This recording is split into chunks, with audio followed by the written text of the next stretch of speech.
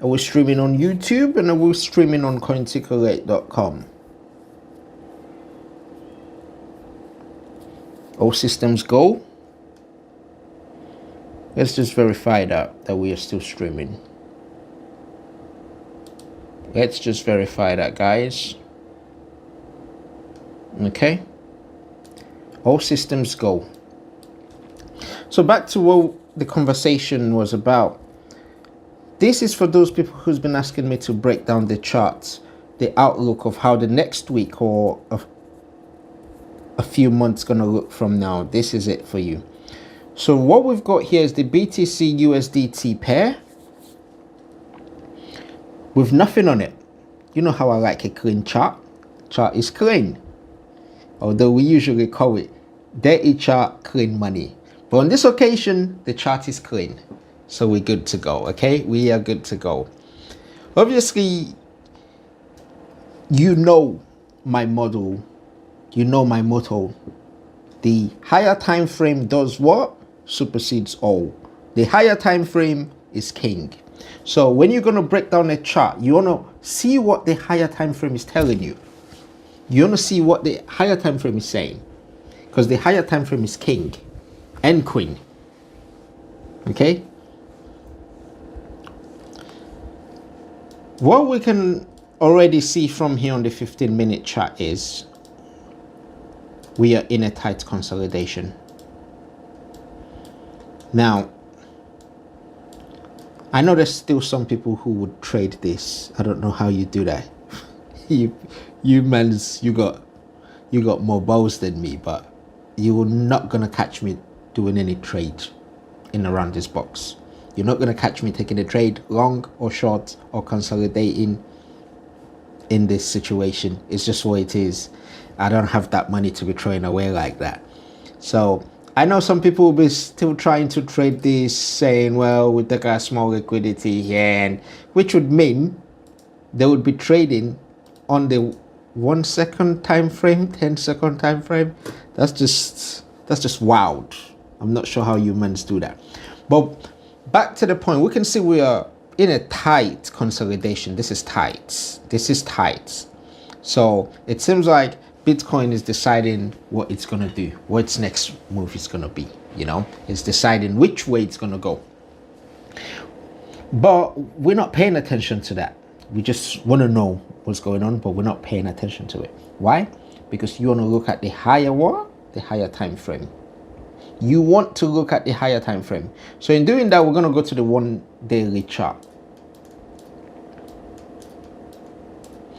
I always say to people, yeah, people overcomplicate trading.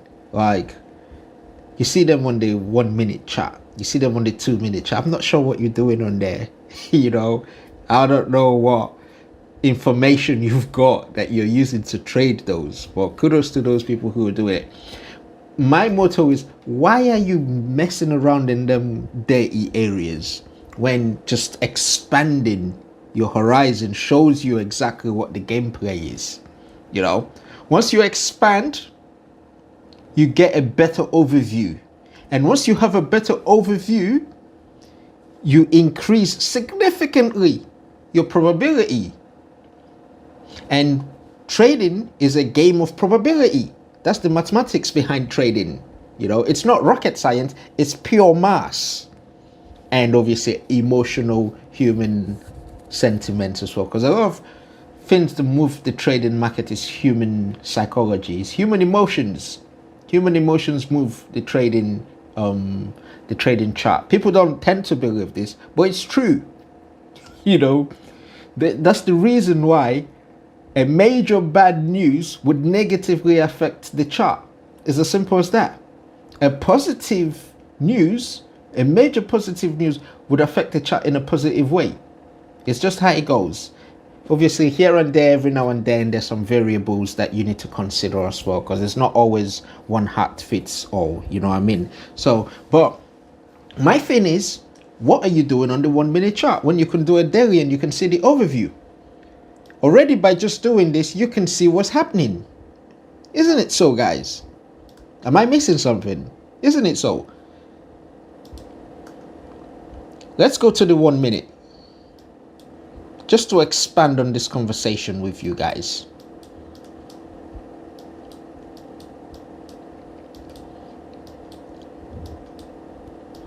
Now this is the 1 minute, yeah? Yes, we've got these runs, but there's nothing to it. You have to be trading a massive, huge amount of money to be able to take anything from this. Your liquidity flow needs to be really, really massive. And to me, that's just not what's the gamble. What was I about to say there? I've been watching Gumball with my kids.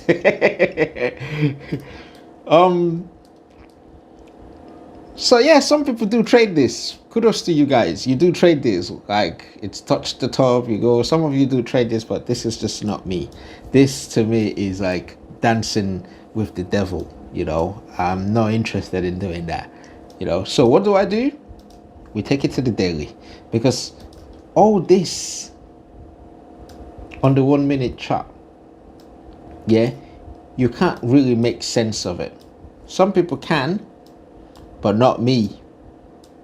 You know, I like to take those big margins. I don't like to be watching the chart like this every second. You know what I mean? That's not me. So what do? We expand all the way to the 1 day. Why?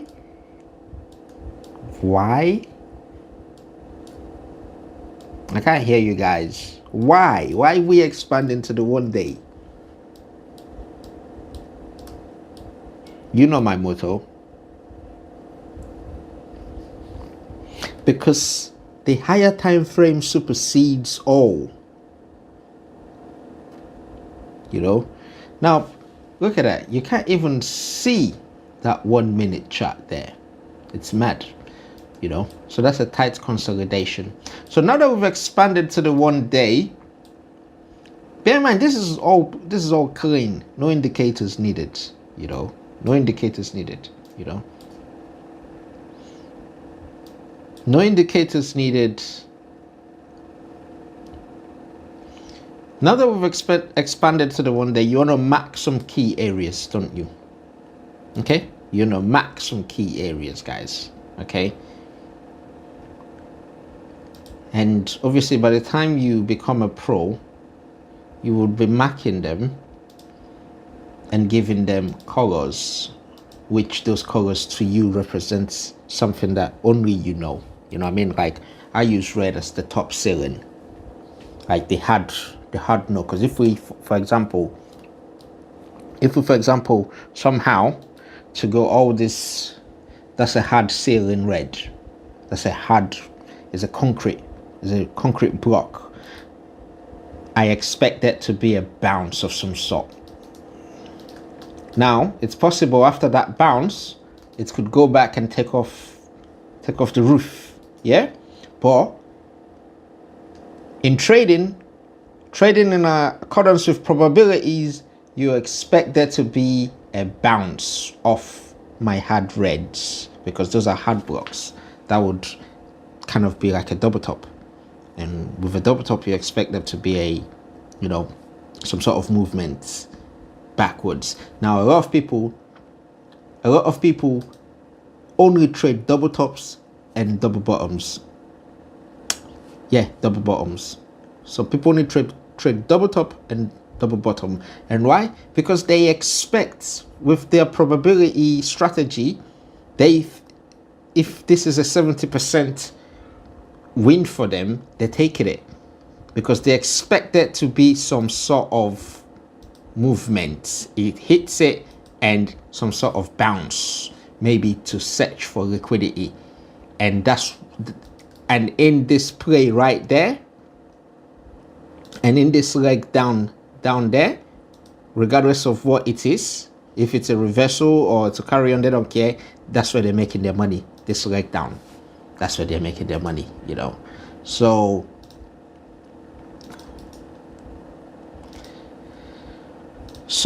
back to what I was saying, you want to mark out your levels.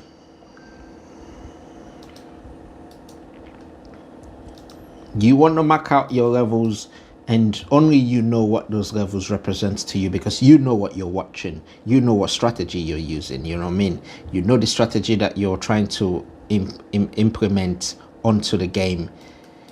With me, I'm marking out these areas for obvious reasons. I'm also marking out these areas for obvious reasons. I'm also marking out these areas for obvious reasons. Now, this might look like nothing, but you have to remember that we're on the 1 day chart. So when you compress this to a 5 to 10 minute chart and get an entry, if you used to get an entry from here to there, that's a big move. You know what I mean? If you're to go down, get an entry from there to there, that's a big move. Do you know what I mean? That's a big move. That's a massive move, actually. So it's just because it looks like it's nothing because we're looking at it on the daily chart. But when you're to compress into your entry time frame, that's a massive fish, guys. That's a big fish. That's a big fish. You know what I mean? So you want to pay attention, obviously, to this area, isn't it?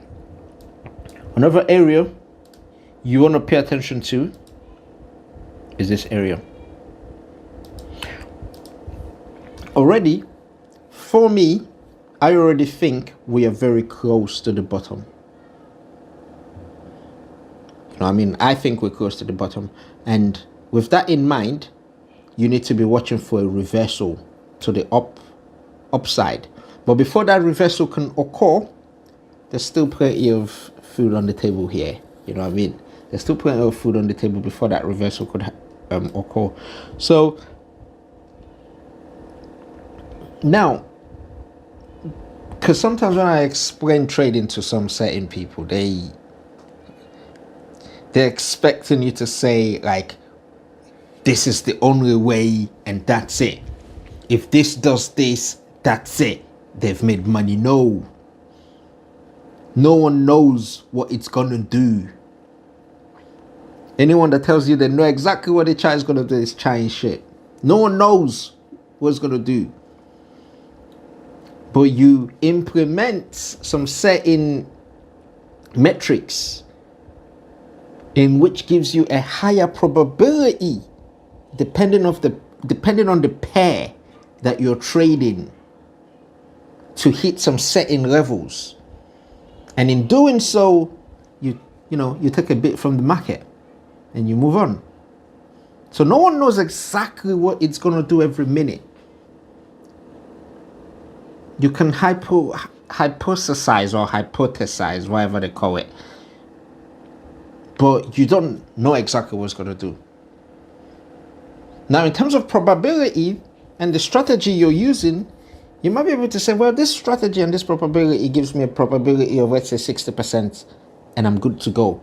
Now, if it's giving you a probability of 60%, now depending on the stop loss that you're using, you could be getting, with that same setup, a 3-to-1. You could be getting a 4-to-1. So it all depends, It all depends. And that being said, moving on from there,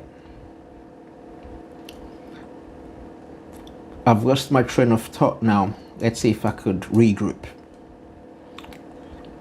Moving on to there now. So Bitcoin right now is going sideways, as we can see. Bitcoin is absolutely going sideways. Absolutely going sideways. We've broken the zones. And boom. We broke that and boom, down. So now all this still looks like a retracement, yeah? We could probably touch just about that 74 and carry the leg down. That's the higher probability at play. It's the higher probability. It's the higher probability. Now, if we go above if we go above this area, then we go into the 84 MAC. You see, so it all depends. And if we go above here and comfortably claim this area, if we comfortably claim these zones, yeah, depending on what price action is saying and the candles alignment, you want to go long to test 74, and that's your money. Now, depending on what it's also doing, you want to take a bit of your profit, because you want to always take profit. That's another thing. Some people never take profit. You need to take profit, and you need to leave a runner. You want to take profit and see if your runner could hit them levels. Free money. Absolutely free money, guys. I'm giving you guys the gem. It's not always about hitting your markers. It's never always about hitting your markers. Sometimes it's you hit a level, you have to have like your profit scenarios. Like with me, I always have 3 TPs. I always have 3 TPs. A TP1, once I hit a TP1, I'm taking, depending on the kind of trade it is, I'm taking something off the table. And most likely what I'm taking off the table is the money I'm using to trade. So now when it hits TP2, profit.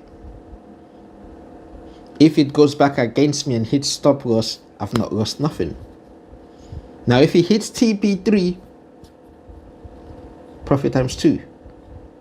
Small by small, as we say in Nigeria. Small by small. You take it small by small. You know, some people are always looking for that one major cash out, and that's how they lose their money. That's how they lose the bag. You can't be looking for that major. Some people are here saying, you know what, yeah, because they're looking at their balance, they're looking at how much they've got, and they're saying, if we go from here to here is not much, I want to go from here to here. And then they check out the possible returns. They check out their possible returns. They're like, yeah, this makes sense. And then they start budgeting for that. They're like, I'm going to use that money to do this. No, that's how you lose your money. You want to take it small by small, little by little. You know, organize your thing into 3 TPs.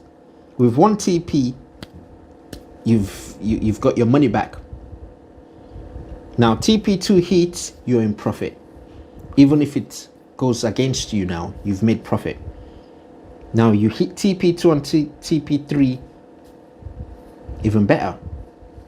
You know, so there is a lot of tactics to this, guys. That's what I'm trying to say. There's no one cap that fits all.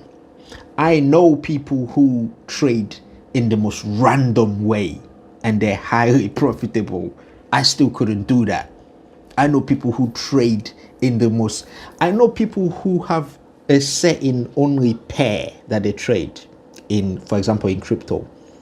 I know people who have 1 pair that they trade, but they've got an edge with that pair.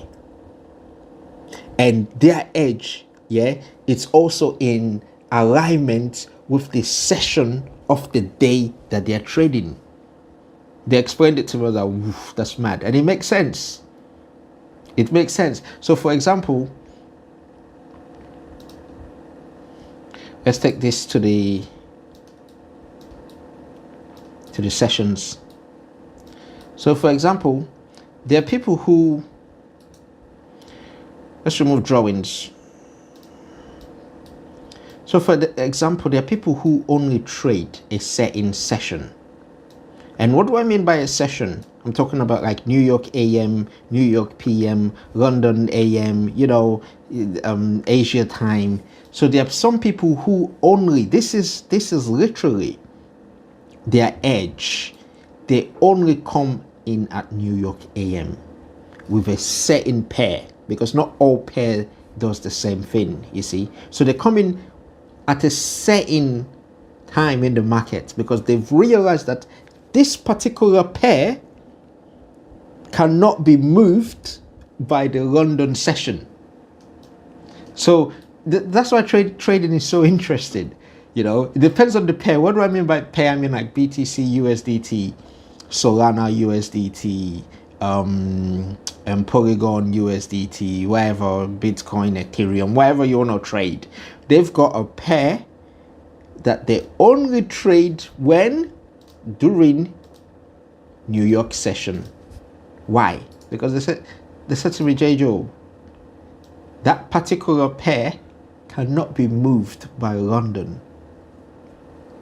And when I did all the back testing, and I was amazed, it cannot be moved by London. It cannot be moved by Asia. So they explained London session with that particular pair only does manipulation. Can you see the edge? That's a massive edge, you see. London session with that pair only does manipulation. So it would literally just engineer liquidity. It doesn't move past a certain whatever, it just engineers liquidity and then takes out liquidity when New York is about to kick in. And by the way it takes out the liquidity, they already have their edge. They know where price is going next. So depending on where it takes out liquidity, they know, yeah, it's off to the races. We're going this way. And that's an easy trade. That's all they do. Because that pair has a characteristics to it. It has a behavioral pattern to it. Now, I'm not gonna be telling you what pair that is, you know what I mean? That's private. You've got to find your own edge. Huh? You've got to find your own edge, guys. And that makes trading interesting, makes trading easy.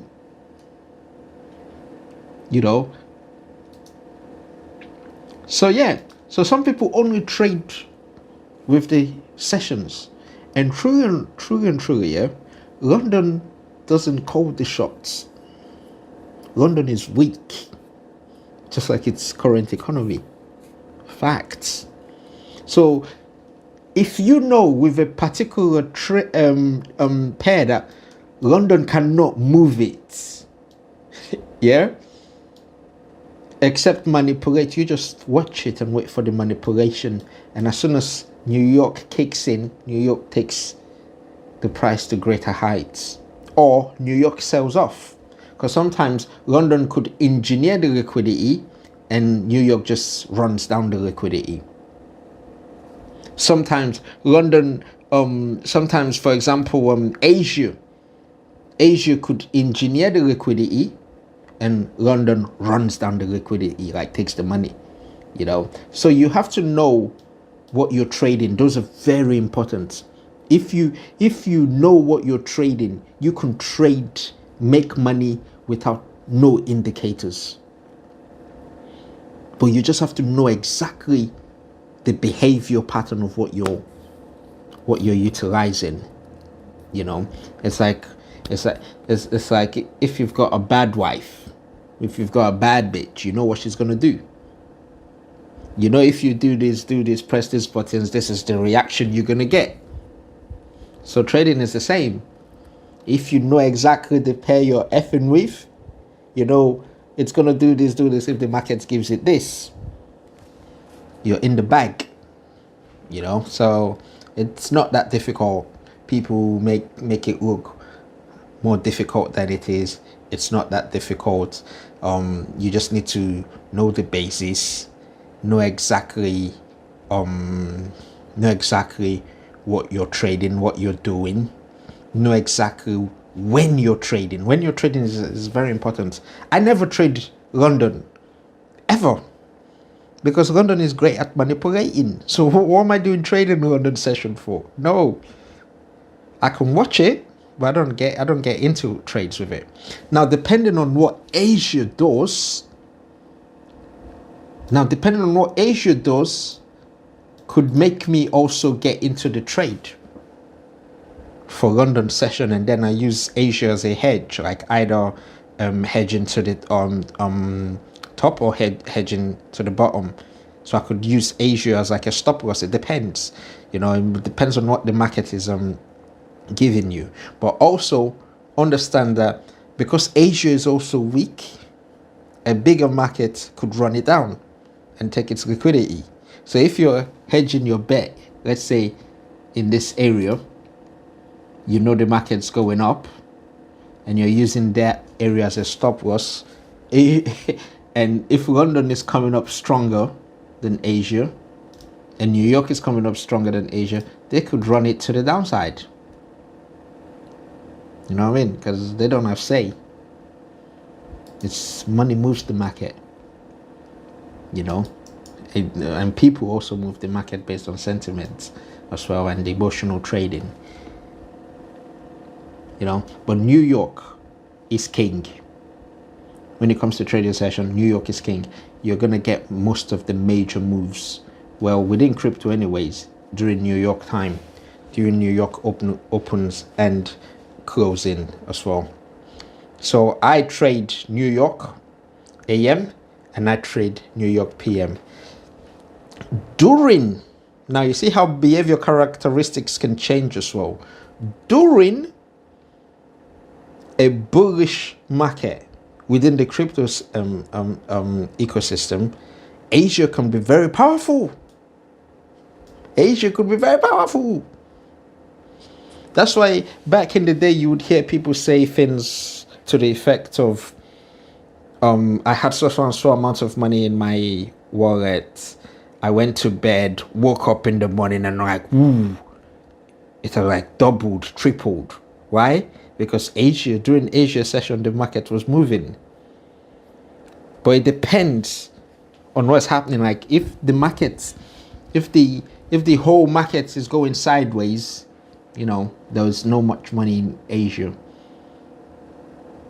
But if you're on a bullish, like after the Bitcoin halving or run up to the Bitcoin halving and the market is just booming, Asia could be powerful. Asia is where you want to get your entries during that time. And now that's the whole overview. During that time when you're ascending, Asia is where you want to get your entries, because from Asia you're expecting a run up by the time you wake up, you know what I mean? So interesting. I wish I could explain so much to you, but I can't. I'm not a great teacher. You know, I'm not a great teacher, but I do the best that I can to like point you in the right direction. You know, I've been showing you guys the money for some time now. I've been really showing you the money. I've been showing you the money with higher time frames. I've been showing you the money with getting in after a liquidity grab. I've been showing you guys the money, you know. I've been showing you the money. Now, this is another interesting. Let's go to the.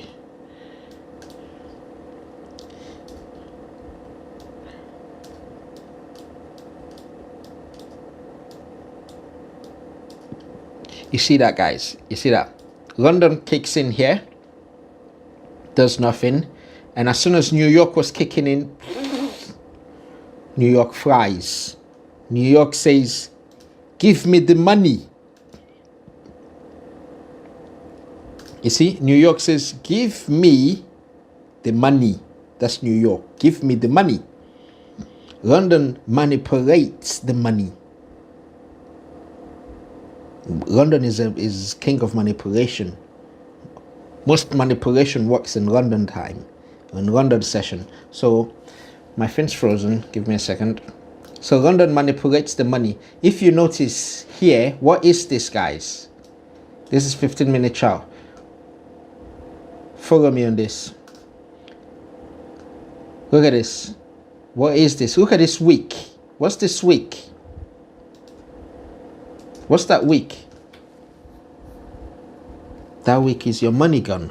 Your money's gone with that wick, depending on where your stop loss was. Because what? It gives you a break of structure. This was the structure here. That's the structure. It gives you a break of structure. You're like, oh yeah, we're off to the horses. I mean, to the races. We're off to the races. We're going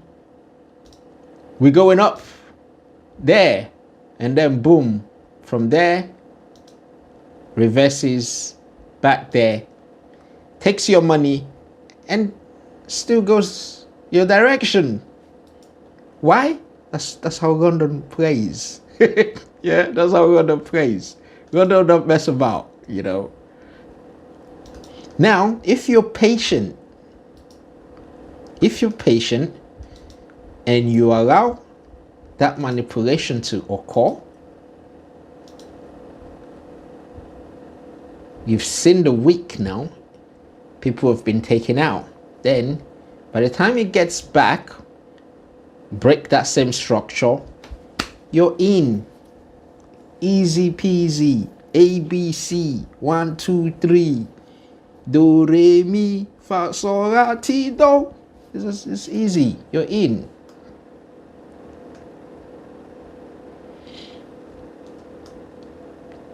But you've got to be patient, because some people are in a hurry, like, oh shit, it's moving, let's jump in. Boom, you jump in, a quick wick down, your stop loss is gone. A quick wick down, boom, to this level, your stop loss is gone. You know? So London don't play. London is king and queen of manipulation.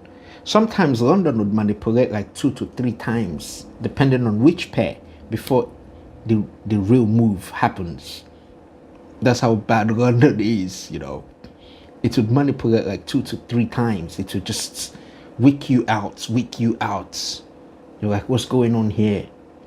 And that's why I try not to touch the London sessions. But I will jump in on the London session if I can see they've already wicked people out, liquidity has been taken out, and then it starts to move down. Okay, seems like a clean session now. Now we can go. You know, and this is all without indicators, guys. This is just market behavior. This is just market behavior. But for you to get to this level, you must know some other certain facts. And those facts I can't teach it to you in one day. You just have to know them. And you can't just know them by just watching my videos just like that. You need to have lived them. It has to be a lived experience, which means you can't get that experience unless you start to get your hands dirty in the markets. You know, you must trade. Bad times, you will lose. You will not make money. That's how it goes. You're not going to make P. You can't just jump in and start making P. Yeah, some people get lucky. They do that. It's fair enough. You need to put in time. 2-3 years minimum. 3 years minimum before you really know exactly what is happening. For some people, it could be quicker. Some people could be quicker. True. Some people could be quicker, but there's some set, like I look at the market and I just see what's going on. It was never so back in the day. But it's because I've been in this game for some time. You know. So if you're a newbie and you've already got the basics, my only advice to you would be watch out for the manipulation. Try to always get in after the manipulation. Those are your higher probabilities. Get in after the manipulation has occurred. Those are your higher probabilities. You know?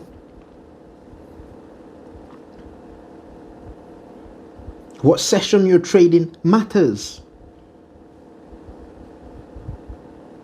You know, all these people trying to teach you, oh, there was a divergence here, there was a this there. You don't need all of that. It's good to be aware of it. It's good to know it, but I don't remember when last I sat down here looking for divergence. What am I looking for divergence for? Because sometimes the divergence can happen on the 4 hour chart. Do you know how long it will take before it plays out? You could have made P before it plays out. You know? So also, another gem I'm gonna give you now is trading with the 200 MA or the 200 EMA, whichever. Trading with the 200 MA and also the 20 MA. The 20 MA I'm gonna keep for another day, but sometimes if you don't know fully what you're doing, you could use those indicators. Like I trade without indicators, but you could use those indicators, you know, to kind of help you along the way, like knowing what to do with the 200 EMA and the 20 EMA, you know. So for example, right now on the 15-minute chart, we are trading above the 200 EMA. You see? And with the 200 EMA, I think it's something I'm going to go into a deep dive with you guys later on, because I like to use the 200 EMA and the 20 EMA as a confluence sometimes. Now, depending on how wide price is from the 200 EMA would determine if it's a top-notch trade for me, because trades, I categorize them into different tiers. They are tier 1, tier 2, tier, you know what I mean? So some of the tiers are better tiers. Why? Because they give better returns, better value for money, you know? So for example, when we went below the 200 EMA here, what do you notice? Boom. Now, would I be taking a trade around these zones? No. Why? Because we're wide from the 200 EMA. We're far from the 200 EMA. Now, if my overall confluence, if my overall outlook is that we are going down, once we get to that 200 EMA, I want to take the trade and sell the market as close as possible to the 200 EMA. So I take my trades as close as possible to the 200 EMA, all these places. But obviously the other things at play as well that you've got to monitor, you know. So that's on the 15-minute chart. Let's switch that to the 4 hours. Time frames are very important. That's why I pay attention to them. You see, if my confluence in around this whole area, yeah, is that I'm looking for a sell. As soon as it presents itself and we are in that area below the 200 EMA, voila, that's the sell. Now this is the 4 hour chart. So this is a massive move. You're making bank here. You're making serious bank here. Why? Because you've taken it from about 76 all the way to 64, but it depends on where you're getting in out. You know, there's so much to this. Like, it depends when you're getting out, stops you're looking at, how many TPs you've got, when you're taking TP1, TP2, TP3 and stuff like that, you know what I mean? So this is something else I'm gonna go deep in other videos. But taking trades around the 200 EMA, it's a gold mine if you get your directional bias on point. And this is for the big boys, because me taking a trade here, depending on where I'm targeting, my stop loss could be right above these levels. It's high stop loss, high returns with some certain trades for me, you know. And as you can see, voila. Now that the price is here, when price was here, would I have taken a trade? Would I have been looking for a trade again? No. Why? Because we are too far from the 200 EMA. We're far.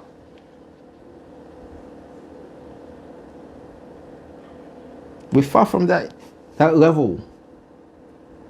So I just don't take any trade. Now, when you take this in accordance and in conjunction with the 20 EMA, you could just be smiling to the bank. Now, am I going to be taking trades here? Possibly. Why? We're close. But do I want to see other things happen before I'm entering with conviction? You're damn right I want to see some other certain confluences before I'm jumping in. Now, what's the probability of us taking out these levels, or at least retesting these levels? It's wonky, but what's the probability of doing this? Probability is high. Are we close to the 200 EMA? Yes, we are. Now, do I want to just enter now, or do I want to see key levels taken out, some sort of manipulation? Yeah, I want to see some manipulation. Why?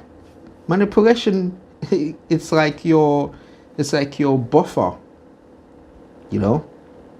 Manipulation is like what do you call it? Your parachute. Soft landing. Because when manipulation occurs, your stop loss now, you could enter with a tight stop loss. It's a cushion. If it doesn't play out, then it doesn't play out. It is what it is, isn't it? You move on to the next one.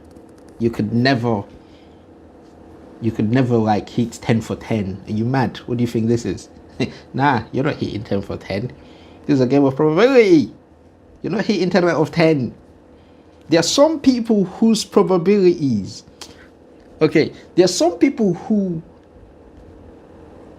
hit 3 out of 10 and they're still profitable. Mad. So some people take 10 trades and only get 3 trades correctly and they're still profitable. How? It's mathematics. Probability. It depends on your stop loss. It depends on your entry. Entry is key. It depends on when you're taking profit. You know? So yeah. There's more to this, but in the meantime, while we are here, let's check out Cointiculate, guys, shouldn't we? Should we check out Cointiculate? Did bloody them right, we should check out cointiculate.com. We should see what Cointiculate is saying. Why? So that you can articulate what is happening. So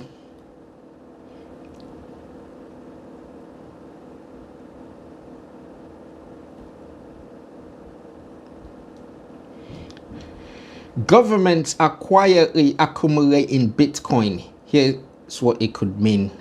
Let's check that out. Let's see how many Bitcoin. United States holdings, United Kingdom, 61,000. UAE. So when they're telling you, yeah, crypto is a scam, pay attention to the governments that are telling you crypto is a scam while they're acquiring the crypto themselves. Even Norway is acquiring, you know. Let's just read a little bit of it. For years, Bitcoin was dismissed by government as a speculative asset with little place in the financial system. Today, that narrative is changing. According to data shared by Bitwise, 13 governments now collectively hold approximately 26.8 billion worth of Bitcoin, highlighting how digital assets are becoming increasingly intertwined with national financial strategies. That's just what we discussed, isn't it? That's mad. That's mad. That's mad, you know. Russia introduces first comprehensive crypto law, creating a new legal framework for digital assets. Also touching base on what we said, not only are countries acquiring more digital assets, even Russia is introducing digital framework for it, which means Russia sees it as the new frontier or something here to stay. Russia introduces first comprehensive crypto law, creating a new legal framework for digital assets. Russia has taken one of its most significant steps towards regulating the cryptocurrency industry after President Vladimir Putin signed the country's first comprehensive crypto law. Yada yada, blah blah blah, you get the gist. What next is the article saying? Over 100 billion in SpaceX shares unlock tomorrow, which is probably past now. Here's why the market is watching. The biggest test for SpaceX stock since its IPO arrives tomorrow. Let's see what the article is talking about. Up for 900 million SpaceX shares. What is a lock expire? When a company goes public, early investors, employees, and insiders are typically prevented from selling their shares for a fixed period.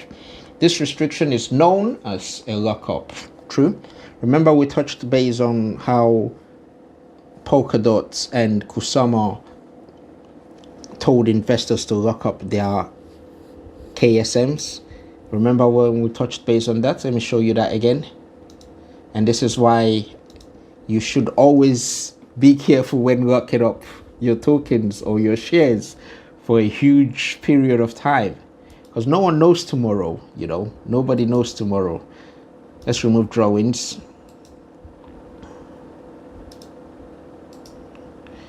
Have we frozen?